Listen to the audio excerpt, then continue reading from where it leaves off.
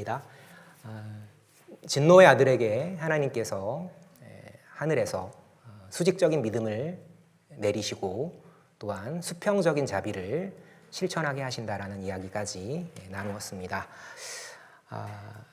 성경에서 고난이라는 말은 우리에게 참 불편한 단어이지만 항상 하나님께서는 어두움을 통과한 빛을 더 아름답게 빛나게 하시죠.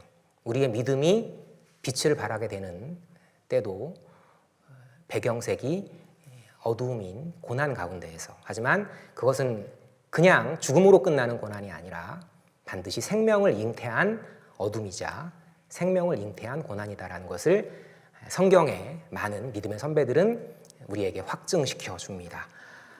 요한복음 19장, 요한복음은 하나님 아버지께로 가시는 하나님의 아들 그리스도를 핵심으로 하고 있죠. 그분은 참 하나님이셨다. 요한이 요한복음을 쓰게 된 때는 보통 75년에서 80년 정도, 요한계시록을 한 85년에서 90년, 95년까지로 보는데 가장 마지막에 쓰여진 그 복음서라고 할 수가 있겠습니다. 그런데 그 요한이 노구로 추억했던 자기의 스승은 인간 스승이 아니라 참 하나님이셨고 참 말씀이셨고 참 어둠 속에 빛이셨다라는 것을 추억하게 되죠.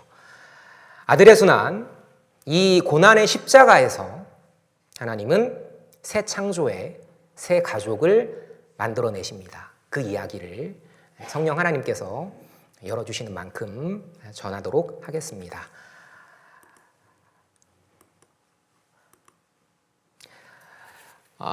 우리가 이제 보통 그 고난기간이라고 지나갔습니다만 하게 되면 항상 이제 그 잔을 떠올리게 됩니다.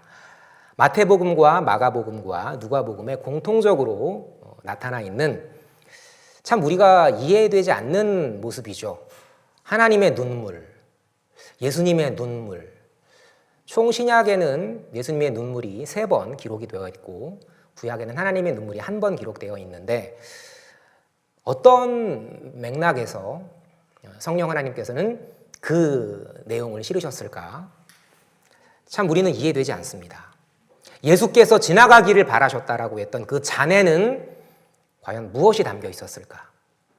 그냥 우리는 그 잔, 그래 예수님이 그 잔을 피하기를 바라셨지만 생각하지 그 잔에는 과연 무엇이 담겨 있었을까를 생각해 보지는 잘 그렇게 하지는 않는 것 같습니다. 마태복음에서는 아버지여 만일 할만하시거든 이 잔을 내게서 지나가게 하옵소서. 마가복음에서도 이 잔을 내게서 가능하시면 옮기시옵소서. 또 이 잔을 내게서 옮기시옵소서. 아버지의 뜻이거든. 이 이제 누가복음은 더 추가가 되죠.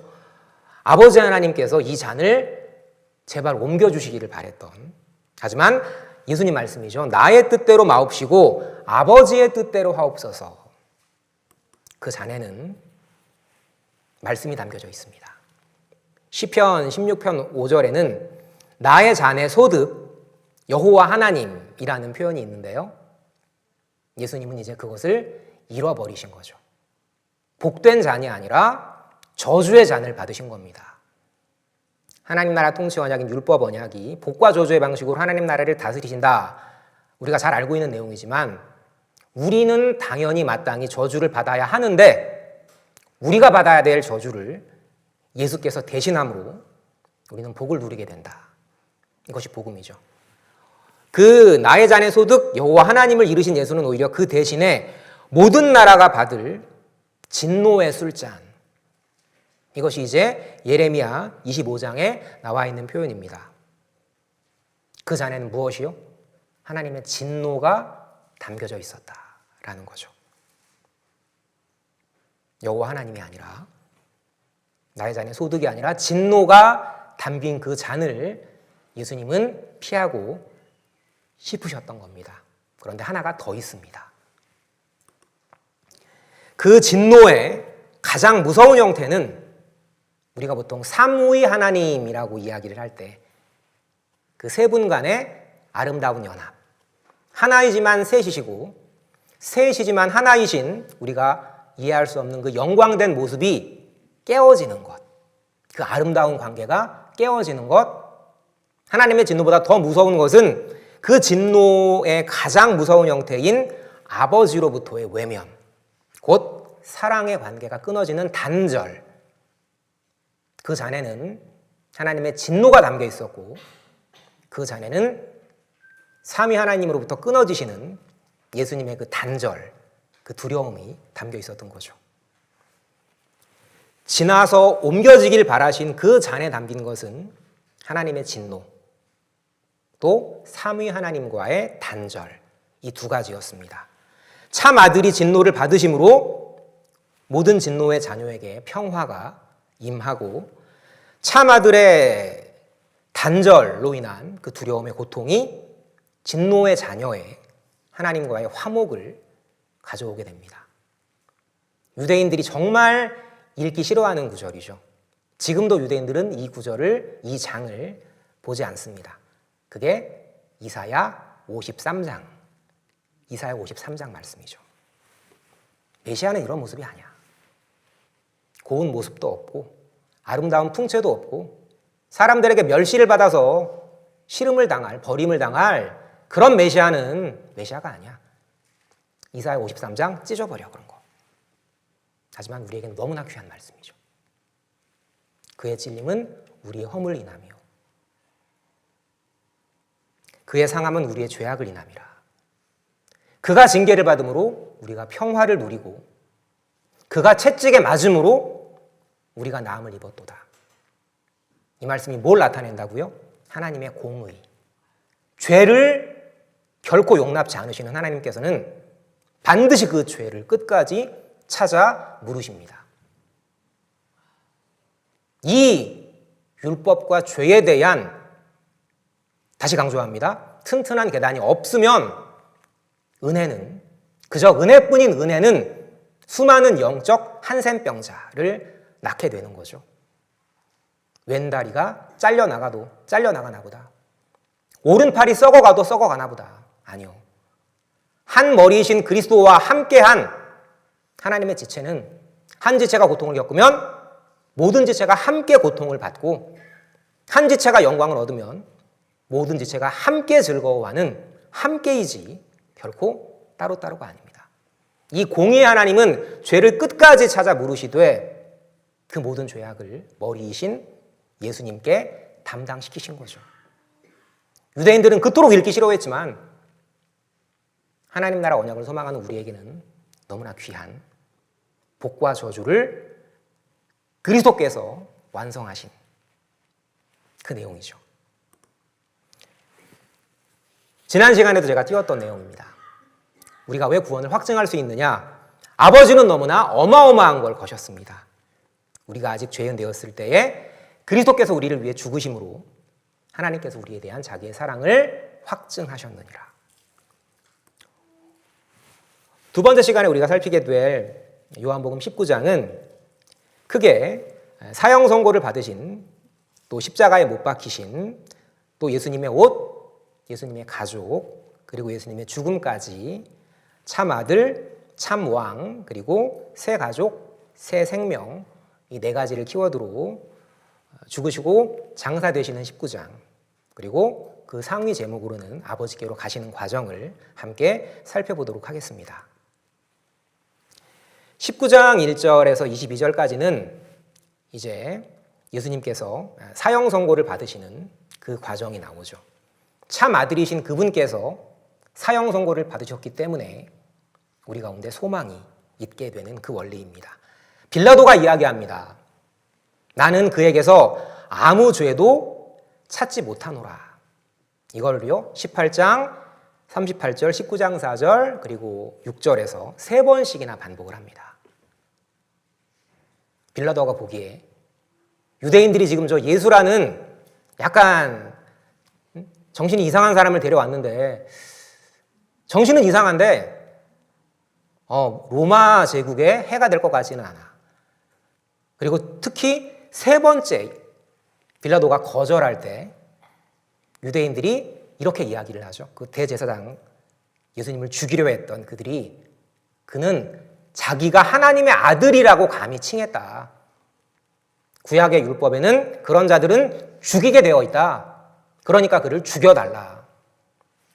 여러분, 빌라도가 생각할 때 유대 군중의 모습은 어떤 모습이었을까요? 불과 며칠 전에는 종려나무 가지를 흔들면서 호산나 우리 왕이시여 외치던 그 군중들이, 아마도 빌라도는 보지 못했겠지만 오병이어의 기적을 일으킨, 거친 바다를 잠잠케 한, 죽은 나사로를 살리신 그 장면들을 보고도, 그 장면에 찬양해서 성문 동쪽으로 들어오신 예수님을 영접하고도 죽여라, 저 예수를 죽여라, 호산나 환호가 죽여라 광기로 돌변한 그 모습을 보고 빌라도는 무엇이라고 판단했을까요? 여러분, 이 군중들의 모습이 비단 그 시대의 모습일까요? 왜 군중들은 돌변했을까요? 간단합니다. 그들은 먹는 떡을 원했습니다.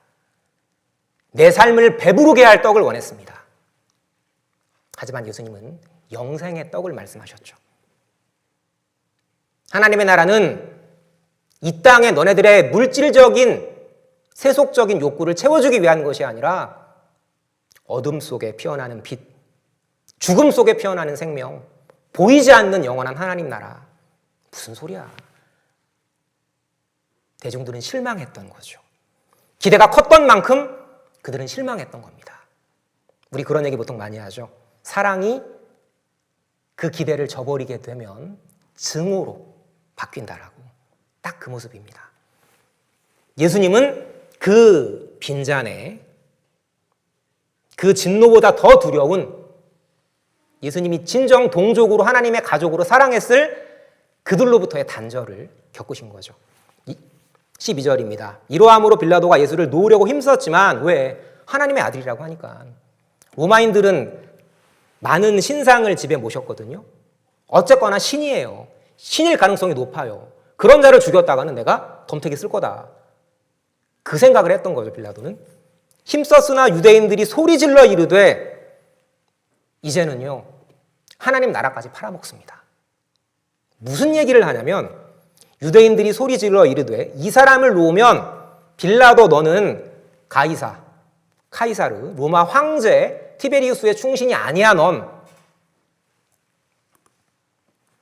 로마 권력을 인정하면서까지 예수를 십자가에 죽이려 한 군중, 무엇 때문이었다고요? 이익 때문이었습니다. 보이는 빵 때문이었어요. 우리의 모습 아닌가요? 입으로는 예수님을 긍정하지만 삶에 정말 민감한 상황 속에서 어쩔 수 없이 그 이익을 쫓는, 빌라도의 약점이 있었습니다. 이건 약간 역사적인 이야기지만 당시 티베리우스 황제는 아우구스투스의 후계자였는데 원래 아우구스투스의 아들이 아니었어요. 그러니까 아우구스투스가 두 번째 부인을 얻게 되는데 임신한 상태에서 아들이 딸린 그 여자와 아우구스투스가 결혼을 하게 됩니다. 그러니까 이제 티베리우스는 그 직계가 아니었던 거죠. 그래서 이제 아우구스투스는 티베리우스를 황제로 앉히지 않으려고 했다가 어쩔 수 없이 이제 아들이 안 생기니까 자기 딸을 티베리우스와 강제로 결혼을 시키려고 합니다. 티베리우스는 약간 우울증이 있던 사람이었는데 어쩔 수 없이 자기 사랑하는 분과 헤어지죠. 빕사니아와 헤어지고 율리아와 결혼합니다. 인생의 무상에 빠지게 되죠. 그래서 카프리 섬이라는 푸른 동굴이 있는 섬으로 들어가서 문서 정치를 시행해요. 지금 이스라엘 백성들은 그 얘기를 하는 거예요. 너 우리 요구대로 생명의 떡이 아니라 육신의 빵만, 육신의 빵이 아니라 저 생명의 떡 어쩌고 하는 저 예수를 우리 요구대로 죽여주지 않으면 우리가 편지를 써서 널 총독자리에서 쫓아내게 할 거야. 거기 빌라도는 굴복했던 겁니다. 왜요? 유대인의 광기는 예수는 우리에게 더 이상 이익이 되지 않는다. 예수를 향한 사랑이 증오로 바뀐 거죠. 심지어는 마태복음에는 이런 말씀도 실려 있습니다. 그 피를 우리와 우리 자손에게 돌려라. 예수 죽여라. 빌라도는 손을 찢죠. 나는 저 의인에게 죄를 찾지 못하겠다. 그 피는 너네가 받아라. 우리에게 줘라. 그 피를 우리에게 돌려라. 여러분, 공의의 하나님이십니다. 어떻게 되죠? 1900년 동안 떠돌죠. 예루살렘이 파괴가 되고 2차 유대전쟁에서 참패하고 예루살렘이 무너지고 뿔뿔이 흩어지고 예루살렘에 들어갈 수도 없고 1900년 동안 흩어졌던 이유가 이거였습니다. 예수의 피를 우리에게 돌려라. 하나님이 돌리셨어요. 하나님에 대한 감사와 하나님에 대한 경건한 두려움이 우리에겐 함께 필요합니다. 자, 이렇게 참아들이 사형 선고를 받으신 과정, 참아들이 가짜아들 취급당함으로 첫째 시간 기억하십니까? 진노의 아들은 참아들로 입양될 수 있었죠. 우리는 하나님의 정식 아들이 아닙니다. 에베소서 1장 말씀드린 것처럼 우리는 입양된 양자예요. 참아들의 죽음으로 입적된 양자입니다. 하나님이 죄를 알지도 못하신 자를 우리를 대신하여 죄로 삼으시는 것은 우리로 하여금 그 안에서 하나님의 의로움, 의인이 되게 하려 하십니다. 왜라고요? 하나님은 죄를 결코 용납하지 않으시는 공의로운 하나님이시기 때문에 그렇습니다. 이 사진 속의 비문이 빌라도라는 사람이 진짜 실존했던 인물이었나? 아수르라는 나라도 그랬었죠. 그 나라가 실존했던 나라였나? 많은 학자들이 의심했지만 보란듯이 아수르의 증거가 나타났고 보란듯이 빌라도의 비석이 나타났죠. 빌라도의 이름이 새겨진. 근데 빌라도가 빌라도의 보고서라는 책에서 이런 이야기를 합니다. 자신들의 지위와 이익을 위해서라면 어머니라도 배신할 유대 종교층의 위선을 보았다 내가. 이렇게 시작하고요. 빌라도의 보고서의 마지막은 나는 진실로 이 사람은 하나님의 아들이었다라고 말하고 싶다라는 독백으로 끝납니다. 자, 이제 예수님은 십자가에 못 박히시게 됩니다. 참 아들이자 참 왕은 지금 뭘 받고 계신다고요? 진노, 하나님의 진노, 그리고 단절.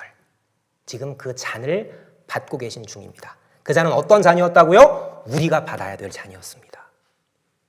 빌라도가 십자가 위에 이제 그 명패를 붙입니다. 나사렛 예수 유대인의 왕이라 기록되었더라. 유대인들은 끝까지 예수님께 모욕을 안깁니다.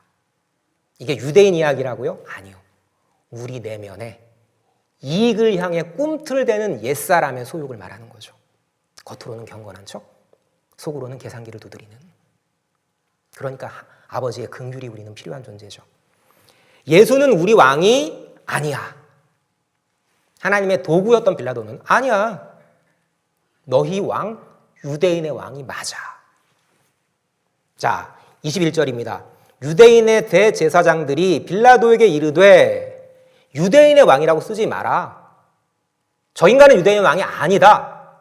우리에게 육신의 떡이 아니라 이상한 무슨 영생의 떡 이야기한 우리가 바라던 메시아가 아니야. 자칭 스스로 정신이 나가서 유대인의 왕이라 했던 자라고 써달라고. 여러분, 너무나 가증스럽지 않습니까? 예수님이 무슨 죄를 지으셨죠? 죄 지으셨죠. 죽은 자를 살리시고 거친 바다를 잠잠케 하시고 육신의 떡으로 오병이어의 기적으로 5,000명을 먹이신 예수님이 잘못하신 거죠. 맞습니까? 우리는 우리에게 하나님이 무언가를 채워주실 때는 감사하지만 잠시라도 걷어가시면 하나님을 향한 원망과 짜증을 부리게 되죠. 그걸 품는 게 뭐라고요? 그게 아버지의 긍휼입니다. 자, 자칭 유대인의 왕이라 쓰라 하니 빌라도가 이야기합니다. 난 나의 쓸 것을 쓰겠다. 너네들이 아무리 반대해도 저 예수는 참 왕이 맞아. 누구를 통해서요? 선지자? 유대인의 랍비? 로마 이방 총독의 입을 통해서. 하나님은 이렇게 일하십니다.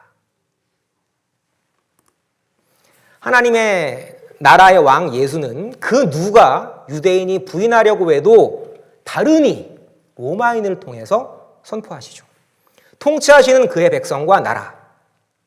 이면적 유대인이 아니라고 그랬죠. 그 표면적 유대인이 아니라고 그랬죠. 이면적 유대인, 우리 마음에 하나님의 긍휼이 새겨져 있는 우리를 예수님이 다스리시고, 또한 예수님은 하늘과 땅의 모든 것들을 다스리십니다. 그날이 언제라고요? 예수님 다시 오시는 그날. 그가 만물을 자기에게 복종케 하실 수 있는 자의 역사로, 그 능력으로 우리 낮은 몸을 당신의 영광의 형체처럼 변하게 하실 그날, 우리가 부활의 몸으로 하나님 나라를 마음껏 즐길 그날, 그날을 위해서 예수님은 이 수치를 잠잠히 참으셨죠. 히브리서 12장 2절의 말씀입니다. 자, 참 왕이 가짜 왕 취급당함으로 진노의 자녀는 하나님의 주권에 따라 나라 백성으로 되게 됩니다. 하나님 나라 통치는 흑암이 죄사함으로 바뀌는 거죠. 그가 우리를 흑암의 권세에서 건져내서 사랑의 아들의 나라로 옮기셨으니 그 아들 안에서 우리가 속량 곧 죄사함을 받았도다. 밝게 빛나는 하늘은 우리 눈에 들어오지만 우리의 믿음이 왜 때론 힘겹습니까? 잡히지 않죠. 보이지 않죠.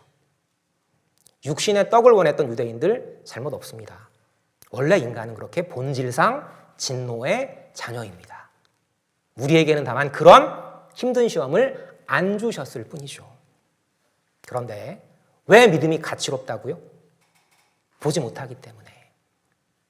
오늘 그 말씀까지는 나가지 못하겠습니다만 예수님이 부활하신 다음에 예수님을 의심했던 도마에게 이렇게 말씀하시죠.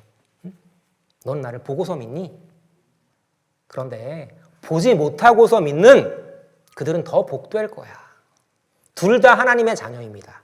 하지만 예수를 보지 못하고 믿는 우리를 향해서 베드로는 이렇게 이야기를 하죠. 너희가 예수를 보지 못하였으나 사랑하는도다. 이제도 보지 못하나 믿고 말할 수 없는 영광스러운 즐거움으로 기뻐하니 믿음의 결국 곧 영혼의 구원을 받을 것이다. 받음이라. 보이지 않는 통치자를 신뢰하고 따르는 감추인 하나님 나라를 소망하는 그들이 참 백성, 참 아들, 참 교회입니다.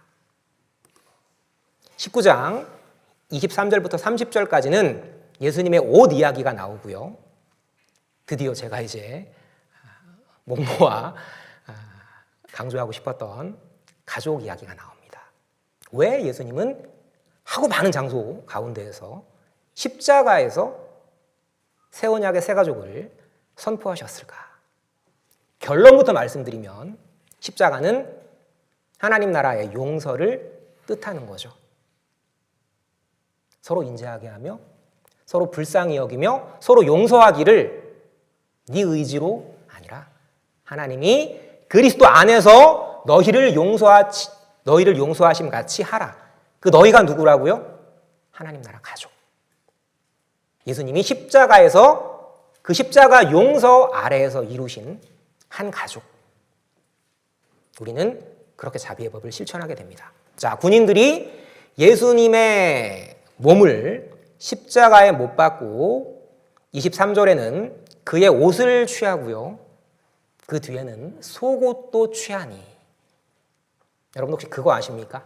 많은 예수님의 십자가 형상을 그린 그림들이 작가의 서비스 정신이라는 것을 원래 나체로 매달리게 되어 있습니다. 십자가에는. 예수의 벌거벗으신 수치는 세상의 자극적인 스토리가 아니라요. 이사야의 언약대로 구원의 옷을 내게 입히시며 공의의 겉옷을 내게 더하시려 그분이 벌거벗으심. 계속 강조가 되죠. 우리를 아들로 입양시키시고자 도저히 하나님의 아들이 될 수 없는 우리 죄인을 당신의 아들로 입양시키시고자 참 아들이 수치를 당하시고 참 왕이 버림을 당하신 마찬가지죠.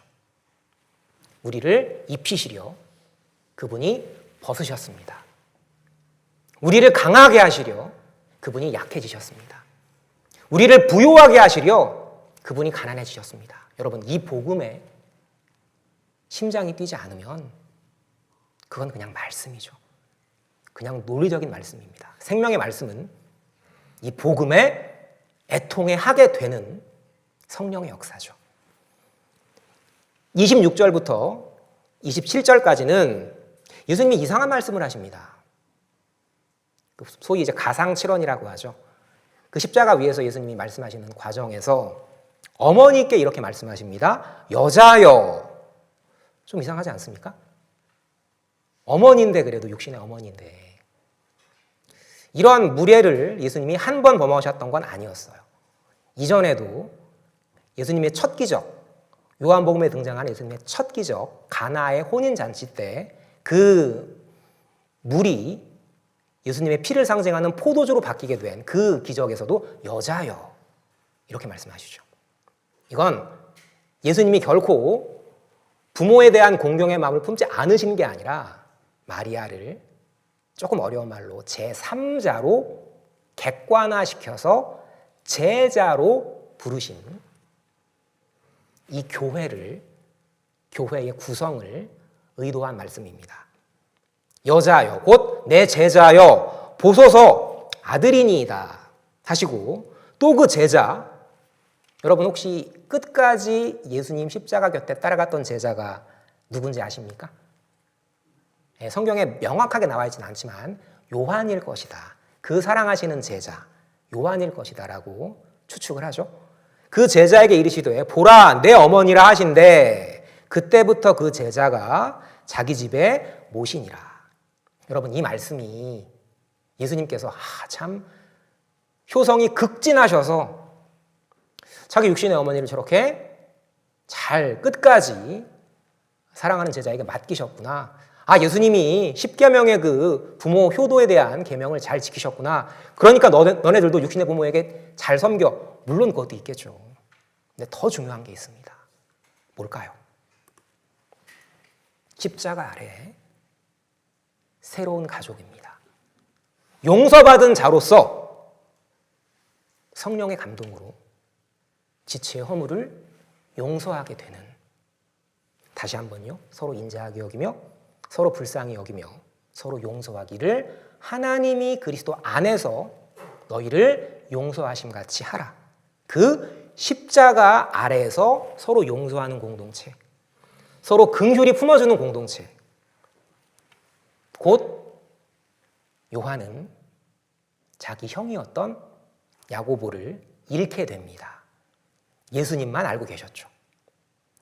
12제자 중에서 첫 번째로 순교하게 되는 사람이 요한의 형이었던 야고보입니다. 그 비통함이 어땠을까요? 형제의 죽음을 앞둔 요한. 그리고 이제 곧 예수님이 하나님의 아들이시는 걸 아셨지만 그래도 육신의 아들이잖아요. 자기 그 사랑했던 아들을 곧 떠나보내야 하는 육신의 어머니. 인간적인 효성도 예수님은 있으셨겠죠. 참신이자 참 사람이셨으니까. 그 형을 잃게 될 제자와 아들을 잃게 될 제자를 서로 사랑하라고. 힘든데 교회까지 와서 서로 키 재지 말고 서로의 낮음을 섬겨주고 서로의 아픔을 보듬어 주라고, 그런 아름다운 둥지 같은 가족 같은 교회 만들어 보라고. 아니, 가족인 교회를 만들어 보라고 말씀하시는 거죠. 혼자가 아니야. 여러분, 많은 연예인들이요 그렇게 죽는다고 합니다. 단 한 사람이라도 그에게 공감할 사람이 있었으면 그는 결코 자살하지 않았을 텐데, 한 사람이라도 그의 말을 진실이 귀 기울여 줬으면 그는 결코 자살하지 않았을 텐데, 우린 너무 쉽게 비방하죠. 그럴 죽을 용기 있으면 살지 왜 죽어? 여러분, 그 마음은요, 모든 마음을 감찰하사 모든 의도를 아시는 하나님만 아세요. 교회는, 하나님의 가족은 판단하는 공동체가 아니라 긍휼의 공동체입니다. 혼자가 아닌 격려, 이 위로 공동체. 그리고 더 중요한 게 있죠. 구약의 성전의 방식, 그리고 신약의 십자가의 방식으로 긍휼의 성령께서 서로 인자하게, 서로 불쌍히, 서로 용서하는 공동체를 하나님은 어디에서요?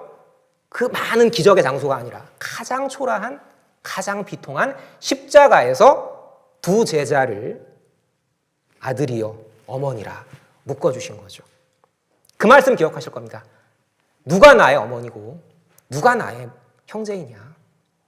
이 말씀에 귀 기울이는 저들이 내 형제요 자매요 모친이니라. 하나님 나라 가족은 물론 혈육의 정을 기초로 하지만 그것을 뛰어넘는 거룩한 성령의 역사가 있는 아름다운 공동체죠. 참신이 조롱당한 십자가를 지심으로 진노의 자녀는 하나님의 가족이 됩니다. 참아들이 버려짐으로 우리는 입양되었다라는 앞선 말씀과 같은 맥락입니다. 하나님 나라 가족은 한 성령 안에 권속, 좀 어렵죠? 가족이란 뜻인데 이 권속이라는 말에는 돌아본다라는 의미가 포함된 한자어입니다. 조금 어렵지만 동정이라는 말보다는 체휼이라는 말이 더 깊은 말이라고 제가 설명을 드렸죠. 그는 우리에게 있는 대제사장은 우리를 체휼하지 못하실 자가 아니다. 이중부정, 강한 긍정. 어떻게 해요? 너 십자가 져. 이게 아니라 함께 십자가를 쳐주시는. 구걸하는 거지에게 한 푼 이것이 아니라 같이 구걸하시는 이분이 우리 예수님이시죠. 그 권속이라는 말은 그렇게 서로 돌아본다. 긍휼의 마음으로 돌아본다. 그런 가족이다 이런 뜻입니다. 이는 그로 말미암아 우리들이 한 성령 안에서 두 성령, 세 성령 아닙니다. 한 성령입니다. 우리 가운데 차이가 있나요? 내가 크면 작은 자를 섬겨주라고. 내가 강하면 약한 자를 품어주라고.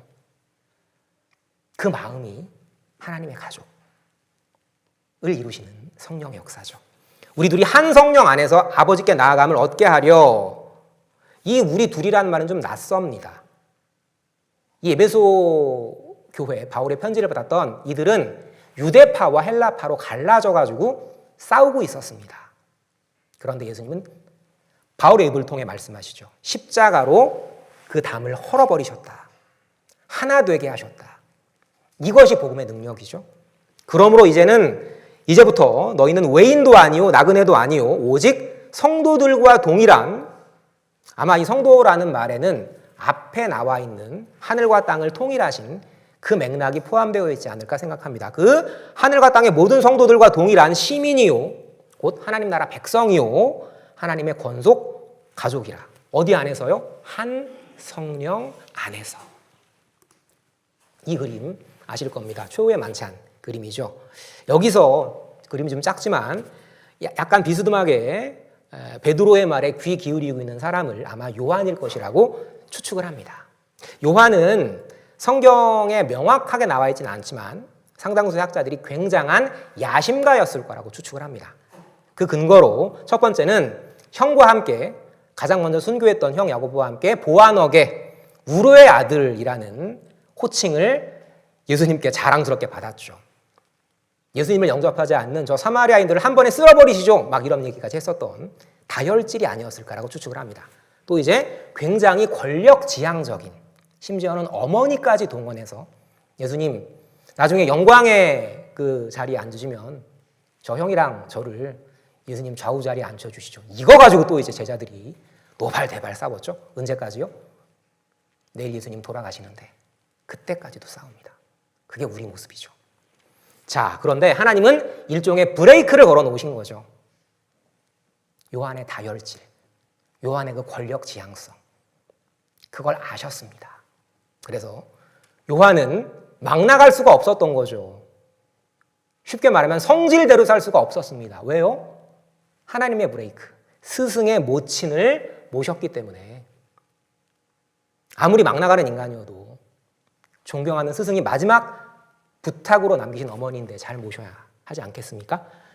스승의 모친을 모셨기 때문에 요한은 끝까지 살아남습니다. 끝까지 살아남아서 요한복음, 요한 1, 2, 3서 그리고 요한계시록까지 기록하게 하셨던 거죠. 하나님은 사랑이시라. 성경의 유일한 정의, A는 B이다라는 명제적인 진술로 하나님은 이것이다라고 정확하는 단 하나의 정의, 요한 1서에 나오는 하나님은 사랑이시라. 인간적 사랑, 그런 저열한 개념을 넘어선 우주 만유를 통치하시는 하나님께서는 사랑 그 자체이시라. 이것이 늙은 요한이 자기 일생의 야심을 뚫어보신 예수님의 섭리에 끌려 깨닫게 된 깊은 감동이었죠. 하나님은 사랑이시라. 그분은 태초의 말씀이셨다. 그분은 생명이셨다. 그분은 참 빛이셨다. 최후의 제자가 기억한 예수는 그 최후의 만찬에서 내 곁에 계셨던 그분은 하나님의 아들이셨다. 라는 고백이었죠. 이제 오늘 말씀의 절정을 향해 나아갑니다. 예수님의 죽으심으로 우리는 새 생명을 얻은 하나님의 가족입니다. 28절입니다. 그 후에 예수께서 모든 일이 이미 이루어진 줄 아시고, 이게 무슨 얘기일까요? 그 후는 어떤 그 후죠? 하나님의 가족, 하나님의 교회, 긍휼 공동체, 사랑 공동체, 십자가에서 이루신 마리아와 요한으로 상징되는 거룩한 가족, 그 교회, 이것이 다 이루어진 다음에 예수님은 마지막 최후의 방점을 찍으십니다. 어떤 방점이요? 그의 죽으심으로 우리를 살리시는, 성경을 응하게 하려 하사 내가 목마르다. 저 물 한 컵만 좀 마시고. 제가 예수님은 아닙니다. 오해하지 마시고. 자, 예수의 목마르심, 십자가의 새 가족으로 이제 지상 사역을 완성하셨습니다. 그런데요, 시편 69편, 다윗이 쓴 시인 이 시편 69편에는 다윗의 목마름, 그리고 그 목마름을 해결하는 이 권사님이 잘 준비해 주신 이 물이 아니라 아주 신초. 보통 이제 포도주로 번역하는 그 다윗의 자손인 참아들 메시아의 고통을 뜻합니다. 곧 다윗의 목마름은 그냥 한 인물의 목마름이 아니라 우리의 목마름을 해결하시고자 본인이 목마르셨던 그리스도 예수를 예표하는 거죠. 이게 성경 전체를 보는 눈입니다. 나 여호와가 너를 항상 인도하여 마른 땅에서도 내 영혼을 만족해 하며 내 뼈를 견고하게 하리니 너는 물된 동산 같겠고 물이 끊어지지 않은 샘 같을 것이라 를 이루시기 위해서 그분은 목마르셨던 거죠. 마른 샘이 되셨습니다. 갈라지셨습니다. 하지만 행복하셨습니다. 왜요? 지금 우리 안에 계신 성령의 충만함을 바라보셨기 때문에. 예수께서 신포도주를 받으신 후에 이르시되 다 이루었다. 뭘 다 이루었다는 뜻일까요? 하나님의 가족, 그리고 그 가족의 죽음과 생명을 다 이루셨다 하시고 머리를 숙이니 영혼이 떠나가시니라. 정확하게는요, 예수님께서 주어가 되신 것이 여기서 단 한 번입니다. 그러니까 넘겨주셨다라는 말은 보통 예수님이 아버지의 의지에 순종하신 형태로 나타나는데 이 본문에서만 예수님이 당신의 영혼을 넘겨주셨다라고 표현을 합니다. 이사야의 말씀에 근거하면 그 주의 종이 죽음으로 넘겨진 것을 뜻하기도 하고요. 또 누가복음에는 좀 더 정확하게 아버지께 맡기셨다. 예수님이 자기의 영혼을 아버지께 맡기셨다라는 이야기가 됩니다. 우리 예수님은 어떤 분이죠? 그분은 살아나실 권리, 죽으실 권리가 다 있으신 참신이시죠. 끝까지 아버지께 순종하셨지만 이 마지막에는 예수님 본인의 의지로 영혼을 넘겨주셨습니다. 뭘 의미하는 걸까요? 저희가 읽지는 않았습니다만 29절에 요한복음에만 등장하는 특이한 표현이 있습니다.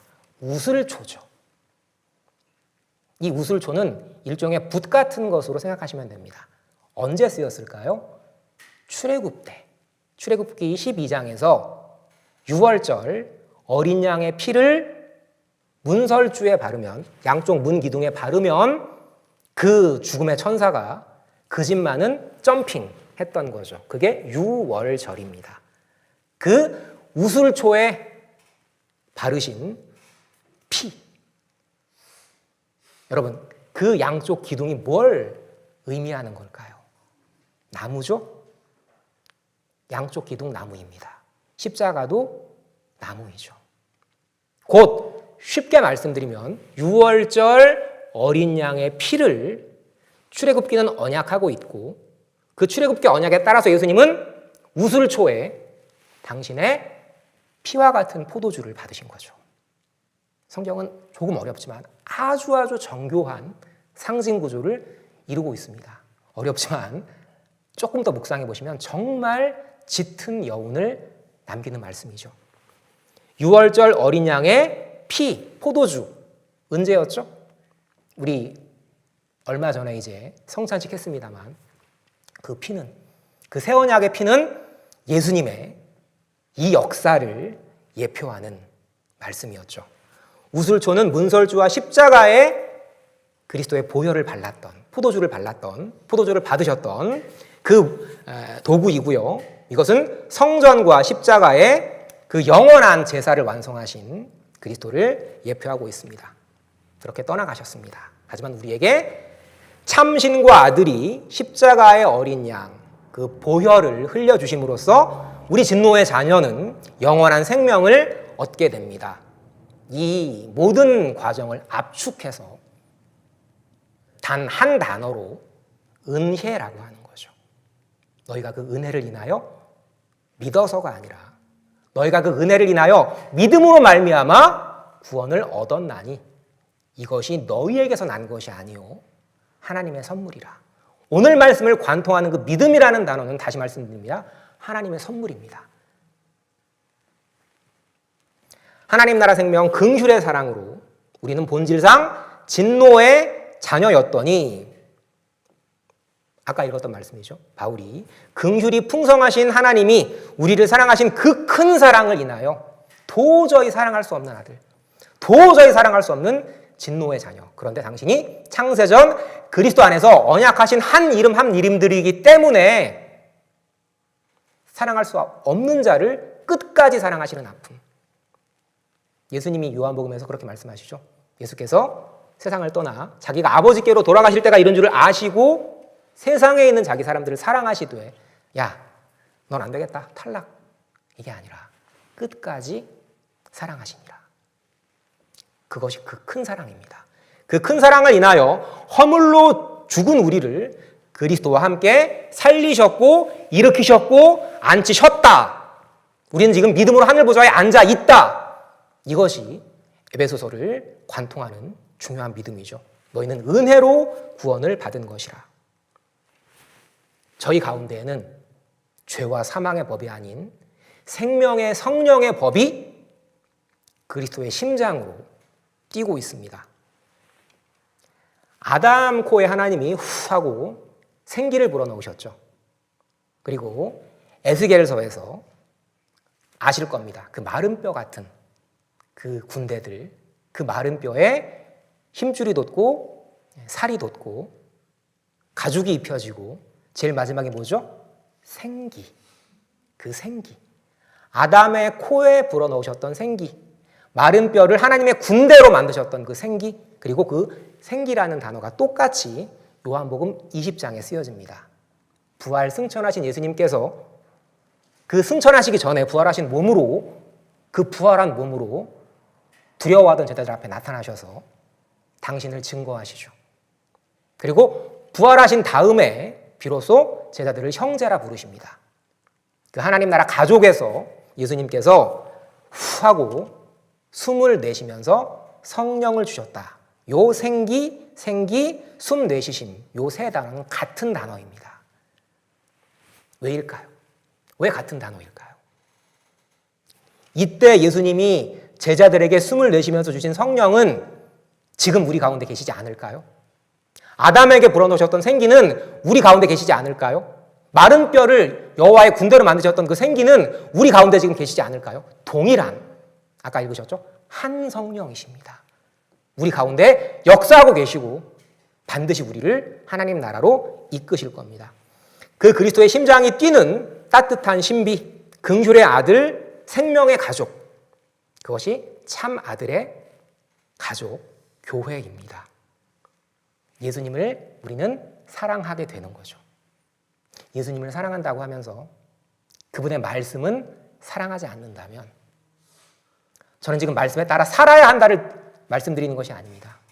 예수님을 정말 그리스도의 심장으로 사랑하게 되면 우리는 그분의 말씀을 따르게 되어 있습니다.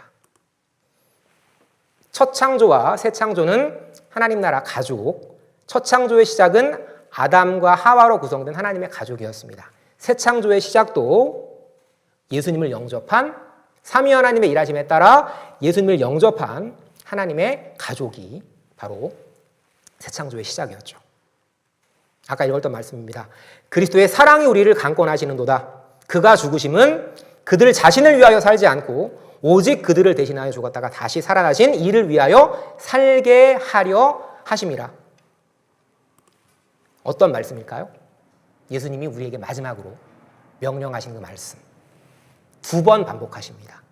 이 말씀 읽고 마치도록 하겠습니다. 서로 사랑하라 새기신 공동체에 주신 말씀은 딱 2가지입니다. 그런데 한 말씀이죠. 새 계명을 너희에게 주노니 서로 사랑하라. 내가 너희를 사랑한 것 같이 너희도 서로 사랑하라. 내 계명은 곧 내가 너희를 사랑한 것 같이 너희도 서로 사랑하라 하는 이것이라. 기도하고 마치도록 하겠습니다. 하나님 감사합니다.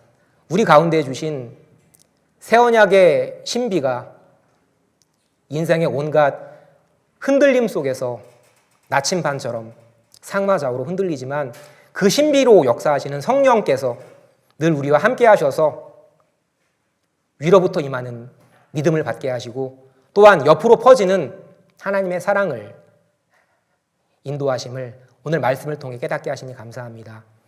예수님께서 십자가에서 이루신 그 새 가족이, 그 새 언약의 가족이 우리의 열심이나 우리의 노력이나 우리의 의지로 모인 것이 아니라 한 성령께서 이루신 하나님의 사랑이 역사한 긍휼 공동체임을 기억하면서 예수님 말씀처럼 예수께서 우리를 사랑하신 것처럼 우리도 또한 사랑할 수 있는 저 형제를 내 가족으로 여길 수 있는 거룩한 믿음을 우리 가운데 허락하여 주시옵소서.